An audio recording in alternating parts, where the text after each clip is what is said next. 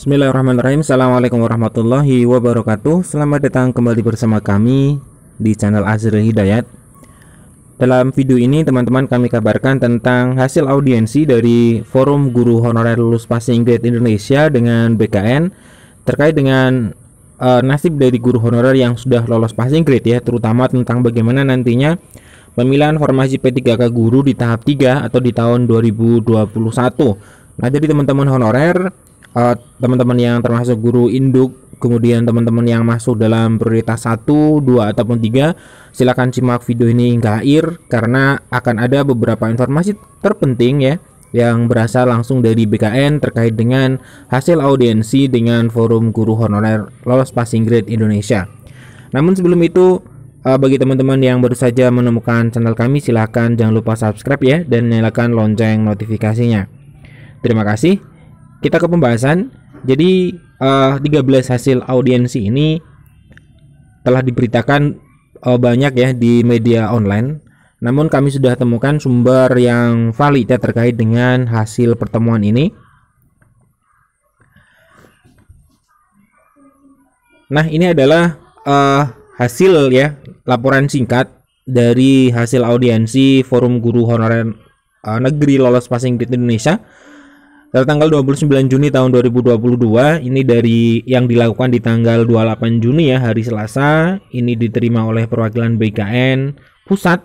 Nah, kemudian kita langsung fokus ke hasil audiensinya. Ada 13 poin. Nah, yang pertama adalah tentang poin besarnya mekanisme pengangkatan P3K. Yang pertama, hal yang penting bahwa data kebutuhan guru Indonesia itu diambil dari Dapodik, data Dapodik. Jadi teman-teman, prioritas 1, 2, dan 3 wajib hukumnya kemudian memperbaiki data Dapodik ya. Artinya seluruh kebijakan ataupun kebutuhan guru itu diambil berdasarkan data dari Dapodik. Nah, kemudian yang kedua bahwa rekrutmen pegawai ASN P3K itu diperbaiki melalui proses seleksi. Kemudian yang ketiga, tidak ada kebijakan penghapusan honorer melainkan pengalihan status honorer. Nah, ini poin penting juga bahwa ternyata tidak ada kebijakan penghapusan honorer. Honorer tersebut tidak dihapus, tapi nanti akan dialihkan statusnya baik menjadi ASN P3K ya. Nanti hingga tahun 2023. Nah, setelah tahun 2023 ini, nah statusnya akan diubah menjadi apa? Nah, ini kita tunggu untuk kebijakan selanjutnya. Kemudian poin berikutnya, pelamar dapat memilih formasi yang tersedia berdasarkan pelamar prioritas. Ini sudah dijelaskan cukup jelas dalam Kemenpan RB ya tahun 2022 ini tentang pengadaan pegawai pemerintah perjanjian kerja di jabatan fungsional guru di daerah. Jadi pelamar ini prioritas itu memilih formasi. Kemudian sistem pengujian formasi guru induk diprioritaskan untuk memilih formasi yang tersedia. Jadi teman-teman guru di sekolah induk itu prioritas untuk memilih formasinya. Nah, kemudian bagaimana untuk ini untuk prioritas 1 ya, untuk mekanisme memilihnya. Nah, ini dijelaskan oleh BKN bahwa dalam sistem pemilihan formasi prioritas 1, jadi guru-guru yang lolos PG prioritas 1 yang baik tahap kedua, kemudian guru terdaftar di Dapodik namun tidak dapat formasi, itu akan diarahkan oleh sistem dengan memilih formasi yang tersedia dan hanya konfirmasi memilih yes atau no. Jadi kemungkinan besar nanti sudah ada suggestion ya, atau modelnya adalah dari sistem itu merekomendasikan kalau ada sekolah induk maka terbuka sekolah induk untuk memilih formasi yes atau no. Kalau tidak, nanti mungkin akan diarahkan ke sekolah terdekat. Tinggal kemudian guru yang sudah lolos passing grade atau prioritas 1 itu nanti memilih yes atau no. Kemudian guru lulus PG harus melakukan pendaftaran. Jadi teman-teman yang sudah lolos passing grade atau yang masuk prioritas 1 itu tetap harus melakukan pendaftaran di sistem SSCASN, namun tidak ada menu atau tidak ada seleksi tesnya. Artinya mendaftar ini wajib hukumnya melakukan pendaftaran, karena jika tidak mendaftar ya berarti tidak ingin kemudian mengikuti proses di tahun 2022 ini.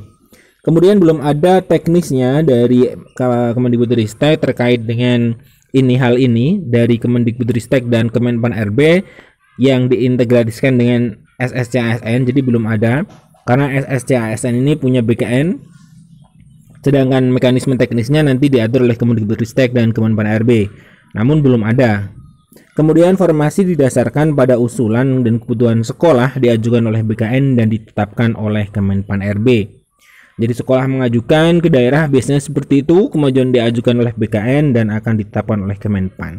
Ini poin yang pertama terkait dengan tadi ya, poin A besar, mekanisme pengangkatan. Yang terpenting adalah jangan lupa nanti guru-guru yang sudah lolos passing grade prioritas 1 harus tetap mendaftar di SSC-ASN dengan nantinya memilih yes atau no ya, pengajuan formasinya yes atau no. Kemudian B, regulasinya untuk seleksi ASN P3K.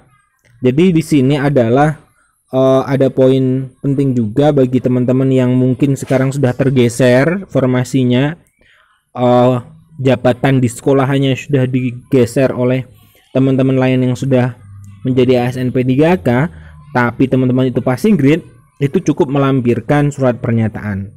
Bagi guru yang lolos PG namun diberhentikan oleh pihak sekolah, itu cukup melampirkan surat pernyataan mengajar di situ, pernah mengajar di situ mungkin ya, atau nanti teknisnya akan dijelaskan oleh Kemendikbudristek ya.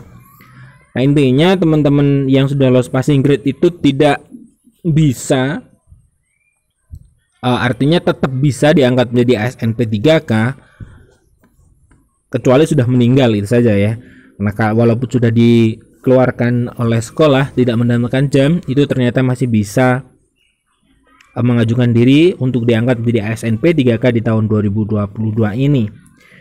Ini adalah beberapa poin penting ya dari hasil pertemuan Forum Guru Honorer Negeri Lolos Passing Grade Indonesia FGHN LPSI P3K Guru tahun 2021 yang telah melakukan pertemuan dengan BKN ya di Jakarta, yang memperjelas beberapa poin ya terkait dengan nasib guru honorer yang sudah lolos passing grade di tahun 2021 yang nantinya akan menjadi prioritas 1 di tahun 2022. Sekian informasi dari kami, jadi teman-teman tetap ikuti perkembangan informasi dari pengadaan seleksi P3K di tahap 3 ini atau di tahun 2022 ini. Jangan sampai teman-teman yang sudah lolos passing grade ini yang menjadi rajanya atau menjadi Maradonanya ya, kalau di sepak bola seperti itu, yang menjadi goldnya. Nanti prioritas 1 ini yang akan menjadi sebuah prioritas yang memang akan diselesaikan pertama kali adalah guru yang lolos passing grade atau prioritas 1. Artinya teman-teman yang sudah lolos passing grade menjadi prioritas 1, jangan sampai tertinggal informasi terkait dengan mekanisme setelah ini, step apa yang akan dilaksanakan, kemudian hal-hal yang terkait dengan seleksi tahun 2022 ini. Sekian informasi dari kami, semoga bermanfaat. Assalamualaikum warahmatullahi wabarakatuh.